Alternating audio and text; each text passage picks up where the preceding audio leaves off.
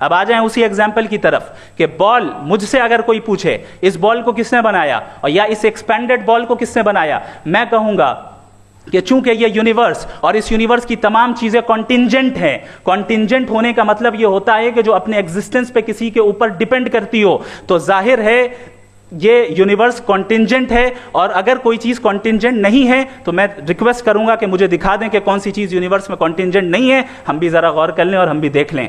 और जब कॉन्टिंजेंट चीजें मौजूद हैं तो फिलोसोफर्स की इस्तिलाह के मुताबिक, हम उस टर्मिनोलॉजी के मुताबिक हम उस जगह तक पहुंचते हैं और उस हस्ती तक पहुंचते हैं जिसे नेसेसरी बीइंग कहा जाता है, कि ये वो नेसेसरी बीइंग है जिसका मौजूद ना होना नामुमकिन हो। चूंकि अगर ये मौजूद ना हो तो सारी चीजें एग्जिस्टेंस में आएंगी ही नहीं, और ये सारी कॉन्टिंजेंट चीजें उसी के ऊपर डिपेंड करती हैं। अब अगर आप ये सवाल करते हैं कि फिर उस हस्ती को किसने बनाया, फिर उसका कॉज क्या है, फिर उसका कॉज क्या है, फिर उसका कॉज क्या है, और एंडलेसली चले जाएं, इसे हम कहते हैं इन्फिनिट रिग्रेस ऑफ कॉजेज, जो कि लॉजिकल फैलेसी है। कॉन्सेप्चुअली इंफिनिटी पॉसिबल है। मिसाल के तौर पे न्यूमेरिकल्स 1 2 3 गिनते चले जाएं, इन्फिनिट नंबर्स हैं। मैं कॉन्सेप्चुअली बात नहीं कर रहा, प्रैक्टिकली रियलिटी में साबित करके दिखाएं कि infinite regress of causes possible है या नहीं। अगर पॉसिबल है तो हम मान लेंगे, मिसाल दे दें, और पॉसिबल नहीं है तो एक ही ऑप्शन बचता है जिसे हम कहते हैं नेसेसरी बीइंग। ऐसी नेसेसरी बीइंग जो इंडिपेंडेंट है, क्योंकि अगर वो डिपेंडेंट हुई तो वो नेसेसरी नहीं रहेगी।